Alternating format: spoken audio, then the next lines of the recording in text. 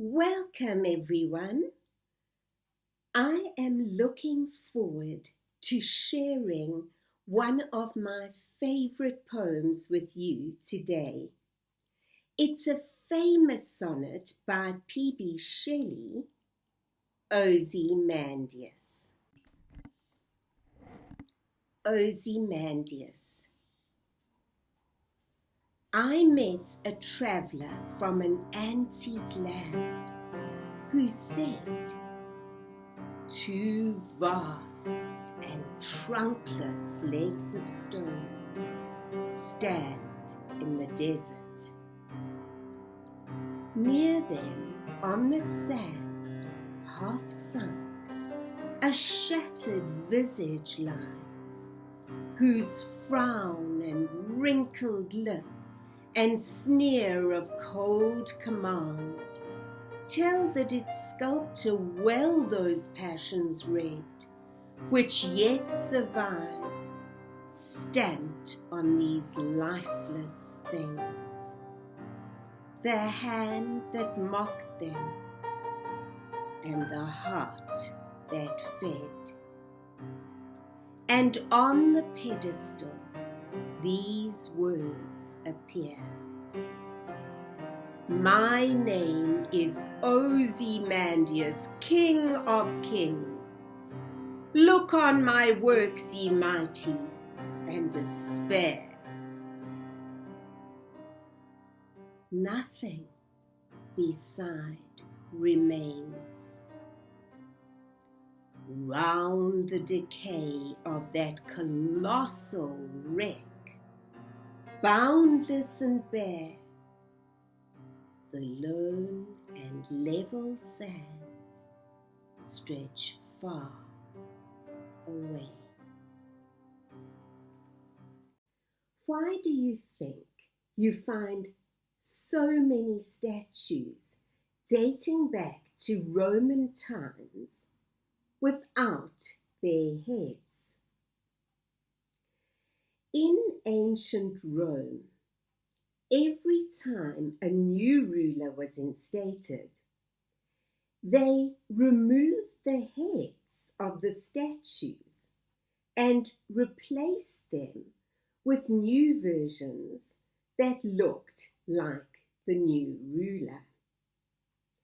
This may seem like a bizarre practice, especially since they actually found a large number of discarded heads of previous emperors in a vast pit.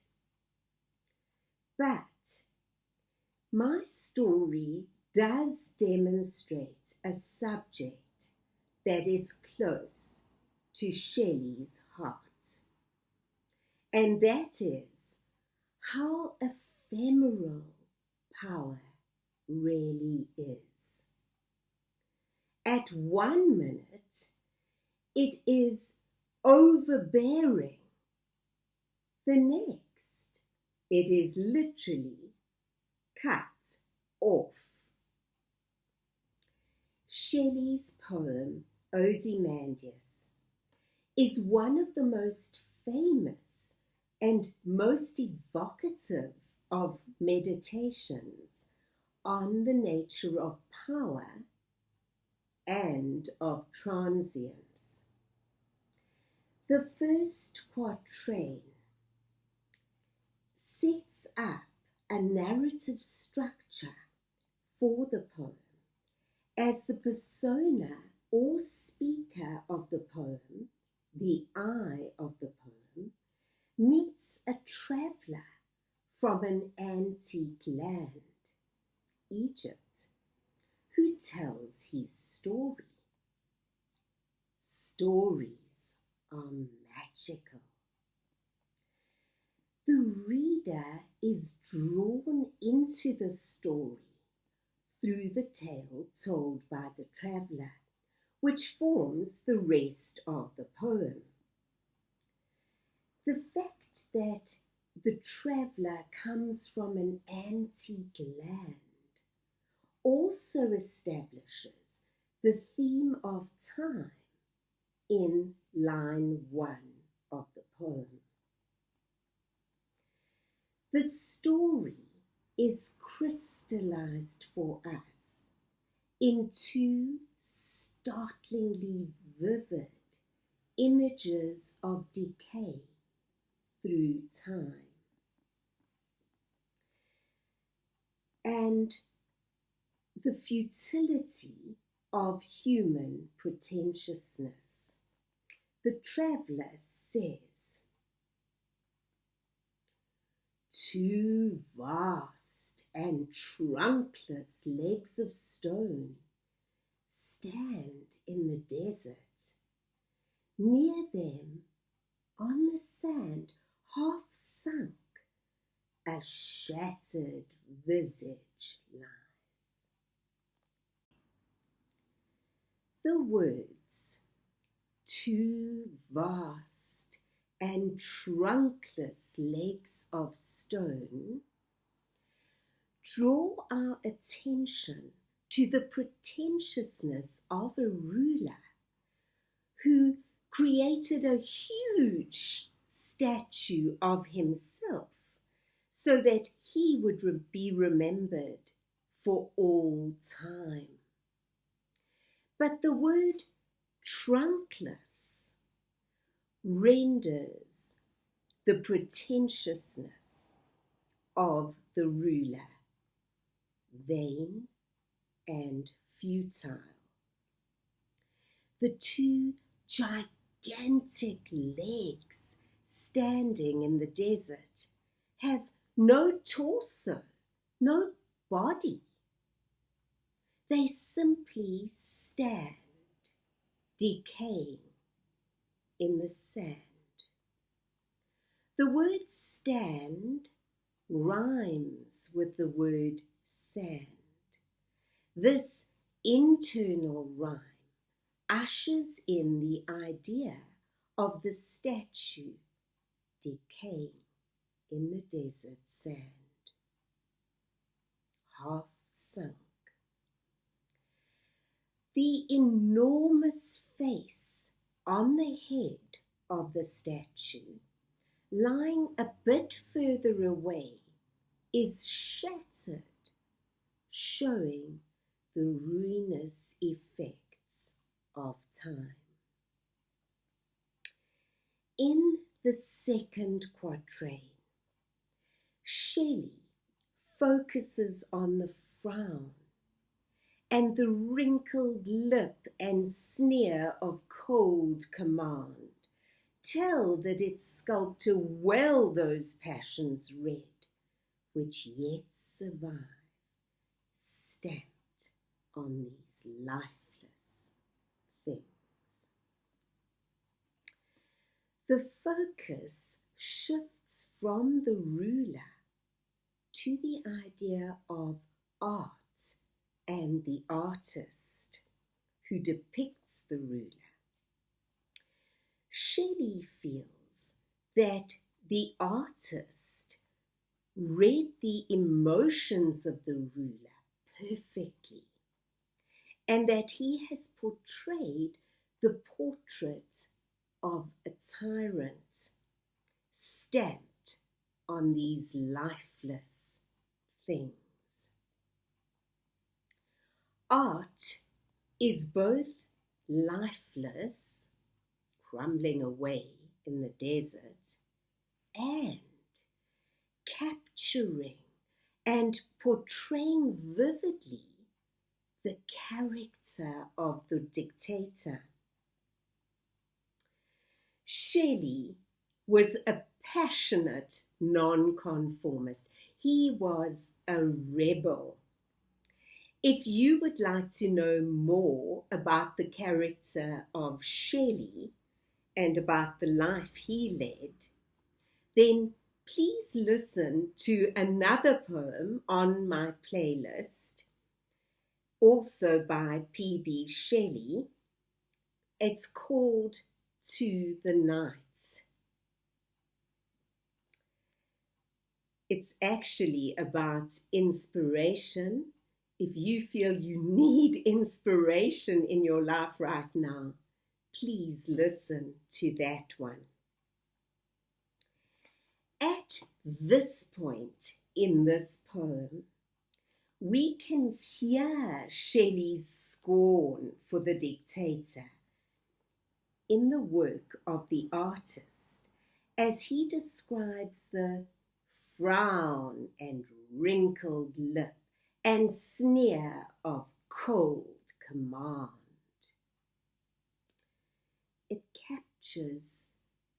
It's captured so accurately by the artist. The alliteration in the repetition of the C in cold command conveys the cruelty and the harshness of the tyrant. Cold as stone. The sneer and frown portraying the arrogance of the ruler. But now the head lies ignominiously in the dust of the desert. The word mock originally meant to depict. The artist's hand is able to depict the haughty and ruthless nature of the tyrant accurately. But the secondary meaning of the word mock, with which you're probably all most familiar, also comes into play as the artist's hand reveals and ridicules the true nature of the tyrant. And he ridicules the claim made by the tyrant in the third quatrain. The third quatrain draws our attention to the base of the statue. And on the pedestal, these words appear.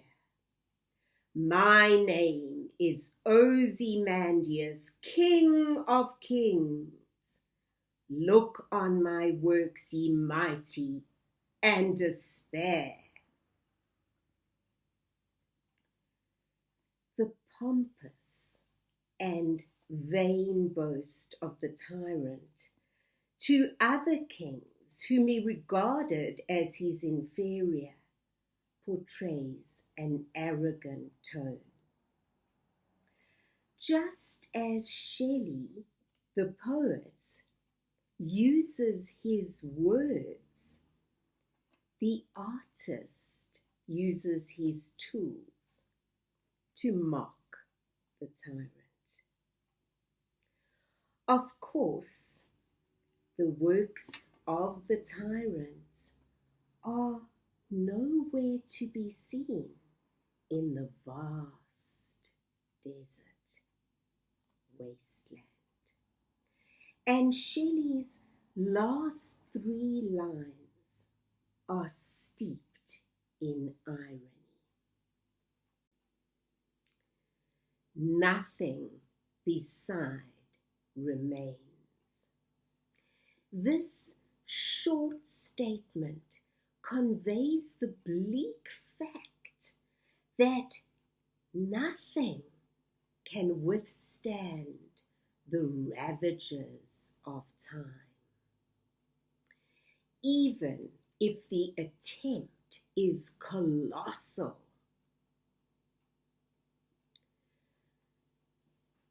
The words colossal wreck sum up the devastation. Round the decay of the colossal wreck, boundless and bare, the lone and level sands stretch far away. The alliteration of the L and the S sounds, as well as the iambic pentameter, convey the flat barren desolation of the scene, as if time obliterates everything in the end. Yet, out of it all, 200 years later, Shelley's sonnet is a timeless monument that still speaks to us. Have you ever wondered what inspired Shelley to write this sonnet?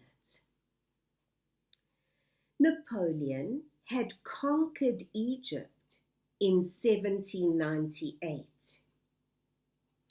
In 1817, the British Museum announced that they had acquired a statue of the head of Ramses II, an Egyptian ruler, also known as Ozymandias. In the Christmas of 1817, Shelley's friend Horace Smith stayed with the poet and his wife Mary, author of Frankenstein.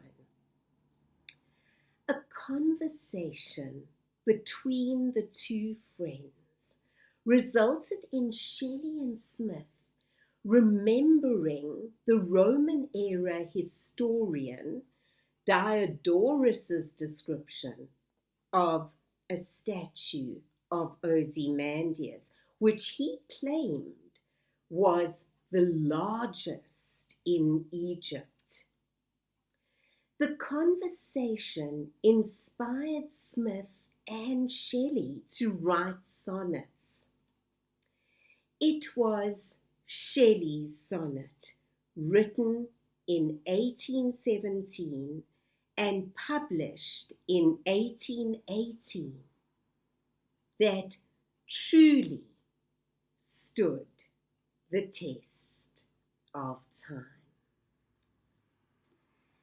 If you enjoyed this wonderful sonnet and you enjoyed the wonderful artworks by Sonia Fanucchi and her own musical compositions, then please remember to click the bell below and subscribe and visit me at my website, formuse.org.